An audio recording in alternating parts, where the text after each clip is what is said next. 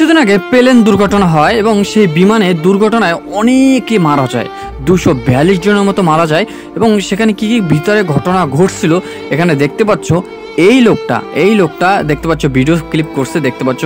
তার পাশে মনে হয় সম্ভবত তার ওয়াইফ বসে আছে দেখতে পাচ্ছ। তাদের সবার মন খারাপ এবং আকুত যে ভয়, তারা অলরেডি বুঝে গেছিল যে প্লেনটা খুব তাড়াতাড়ি আর কি এখানে ধ্বংস হবে। দেখতে পাচ্ছ এখানে ধ্বংস হয়েছে এবং ধ্বংসলীলা দেখো, 242 জন মানুষ মারা গেছে। খুবই কষ্টদায়ক, খুবই দুঃখজনক একটি ঘটনা ঘটছে এবং সেখানে একজন মাত্র ব্যক্তি বেঁচে ফিরে আসে। এবং এখানে দেখতে পাচ্ছ একটা আশ্চর্যজনক ঘটনা ঘটে, যেটা কিনা এখানে হিন্দুদের মানে ভগবদ গীতা যেটা, সেটার কোনো অংশ বা কোনোভাবে অক্ষতভাবে রয়েছে এবং এখানে কোনো কিছু হয়নি। দেখতে পাচ্ছ মানে এত বড় ব্লাস্ট হয়েছে, এত মানুষের ক্ষতি হয়েছে, এত মানুষ মারা গেছে সেখানে। মানে আমরা দেখছি বড় একটা বোমের মতো একটা ব্লাস্ট হয়েছে সেখানে দেখতে পাচ্ছ। এই যে বইটা হলো গীতা, হিন্দু ধর্মগ্রন্থের সবচেয়ে বড় পাওয়ারফুল একটি বই। এখানে দেখতে পাচ্ছ ভিতরে যখন সে পেজগুলো খুলছে একদম অক্ষত অবস্থা আছে, কিচ্ছু হয় না, কোথাও কোনো সমস্যা হয় না, প্রত্যেকটা অক্ষর ঠিকমতো পড়া যাচ্ছে দেখতে পাচ্ছ। এবং আশ্চর্যভাবে আরও অনেক ঘটনা ঘটছে, আমরা সব কিছু দেখানোর চেষ্টা করবো। এখানে দেখা যায়, দেখো ভালো করে লক্ষ্য করো, আইফোনটা নষ্ট হয়েছে এবং কিছু স্বপ্ন বুনে কিছু লোক সদ্য বিবাহিত যাদের বিয়ে হয়েছিল কোনো এক দাম্পত্যর, তাদের দেখো গয়নাকাটি সব দেখা যাচ্ছে। এখন এখানে একটা মজার বিষয় আমি দেখাচ্ছি, কই গেল আইফোনে তো শুরু করে এখানে কিছু কিছু ব্যক্তি আছে, এটা যদি আমাদের বাংলাদেশে হতো না, ওইখানে অলরেডি এখন সবাই চলে যেত, কিভাবে কি পাওয়া যায় চুরির ধান্দা নিয়ে চলে যেত। এটা বাংলাদেশ হলে শিওর থাকো 100%। এবং আরেকটা মজার বিষয় আমি দেখাই, সেটা হলো এই যে ঘটনাটা ঘটছে, যেটা খুবই ইম্পর্টেন্ট একটি ঘটনা। এই যে ঘটনাটা ঘটছে কিছুদিন পরে দেখবা কি, এই ভারতের একটা ওয়েবসাইট, এটা হলো ভারতের একটা ওয়েবসাইট, এবং বাংলাদেশেও হয় কিন্তু ভারতের এগুলো বেশি হয়। এর প্রেক্ষাপটে একটা মুভি তৈরি করবে দেখবা। অলরেডি মুভি তৈরি করার দেখো যায়, যারা ডিরেক্টর প্রডিউসার তারা অলরেডি মুভি তৈরি করা প্ল্যানিং অলরেডি তাদের শুরু হয়ে গেছে, কীভাবে মুভি করতে হবে, কারণ এর উপর বেচ করে মুভি অবশ্যই তৈরি করবে। যাই হোক, তো এখানে দেখতে পাচ্ছ তাদের গয়নাগাঠি পর্যন্ত রয়েছে, মানিব্যাগ সব কিছু রয়েছে। এবং আমরা এখানে মোস্ট ইম্পর্টেন্ট যে জিনিসটা দেখাবো, যে কারা কারা এইখানে মারা গেছে, মানে ওখানে প্লেন চালক হতে শুরু করে কেবিন ক্রু যারা আছে বা যারা বিমানে যারা থাকে আর কি, তারা চাইলে লাফ দিয়ে পড়ে যেতে পারতো।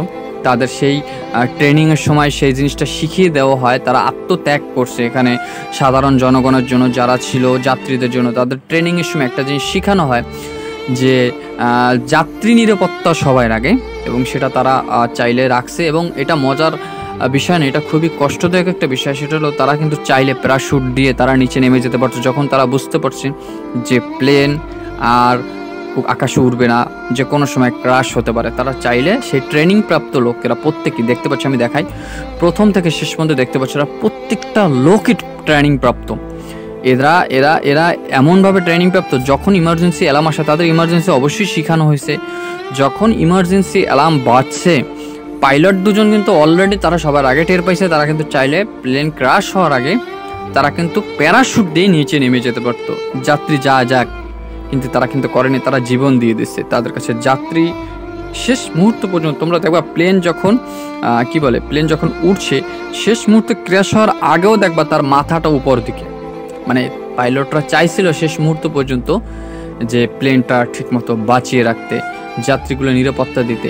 আমি যখন এই লোকটার ফেজে আমি দেখাচ্ছি, এই লোকটার ফেসটার দিক তাকাও, কি আকুত ভয়, মানে তার মনের মধ্যে মৃত্যু ভয় দেখা যাচ্ছে দেখতে পাচ্ছ। এগুলো খুবই কষ্টদায়ক ভিডিও, এগুলো যার সাথে ঘটে সেই দেখছে। আর ভিতরে ব্লাস্ট হওয়ার পরে রাস্তার উপর যেভাবে লাশগুলো পড়েছিল, মানে এগুলো তো দেখানোর মতো সিন না, এখানে দেখানো যাবে না কমিউনিটি গাইডলাইন্সের জন্য, কিন্তু মানে তা বেদনাদায়ক, খুবই বেদনাদায়ক। আর এমন অবস্থা হয়েছে লাশগুলো যে তাদের আত্মীয় স্বজন পরিজন যারা দেখবে বা কোনো মতে চিনে নিয়ে যাবে লাশগুলো, এরকম কোনো পুরো বিকৃত অবস্থা, মানে খুবই বলার মতো না। তো এটাই বলবো, রতন টাটা যার এয়ারলাইন্স আর কি, তো ড্রিম অন 7 অন প্লেন, তো তার কথা হলো 242 জনের মধ্যে যারা যারা মানে চলে গেছে তাদের প্রত্যেককে ক্ষতিপূরণ হিসেবে 1 কোটি টাকা করে দেওয়া হবে। এখানে কিন্তু রতন টাটার যে কোম্পানির লোক, তারা কিন্তু চাইলে বলতে পারতো যে না, প্লেন যান্ত্রিক ত্রুটির জন্য এই সমস্যা হচ্ছে, আমরা কোনো ক্ষতিপূরণ নেব না, হ্যাঁ, আমাদের তো অনেক রকমের বাহানা চালিয়ে দিত এবং পোস্টিংয়ের জন্য অনেক সময় নিতে পারতাম। তারা ডিরেক্টলি বলে দিচ্ছে আমরা প্রত্যেককে ১ কোটি টাকা ক্ষতিপূরণ দেব। তো এটা খুবই উদার মনের পরিচয় এবং মানে আমরা ভারত সরকারকেও দেখব কিছু না কিছু সহায়তা করে। তো টোটাল মিলিয়ে না খুবই দুঃখজনক একটি ঘটনা ঘটলো ভারতের বুকে। ১৪২ জন মধ্যে থেকে ১৪১ জন মানুষ মরে যাওয়া মানে খুবই মানে দুঃখজনক ঘটনা। দেখো গয়নাগাটি অনেকে স্বপ্ন নিয়ে আকাশ বেয়ে লন্ডনের দিকে পাড়ি দিয়েছিল, আহমেদাবাদ দিকে সম্ভবত যতটুকু জানা যায়, এবং প্লেন ৬২৫ মিটার পর্যন্ত উপরে উঠছে, তারপরে অটোমেটিক ক্র্যাশ হয়েছে। যতটুকু জানা যায় ২টা ইঞ্জিনই ফেল করছে, ২টা ইঞ্জিনই নষ্ট হয়ে যাওয়ার ফলে প্লেন ক্র্যাশ হয়েছে। তো আমরা ভিডিওটা বড় করব না, এখানেই শেষ করতে চাই, কারণ দুঃখজনক ভিডিও আমার আর দিতে ভালো লাগে না। মানে নেক্সট অন্য কোনো ভিডিও নিয়ে আসার চেষ্টা করব। তোমরা এতক্ষণ যাবত যারা দেখছো অবশ্যই ধন্যবাদ। চ্যানেলটি যারা নতুন আছে অবশ্যই চ্যানেলটি সাবস্ক্রাইব করে দাও। ভিডিওতে যারা লাইক দাও অবশ্যই লাইক দিয়ে দাও। দেখা হবে নেক্সট কোনো ভিডিওতে।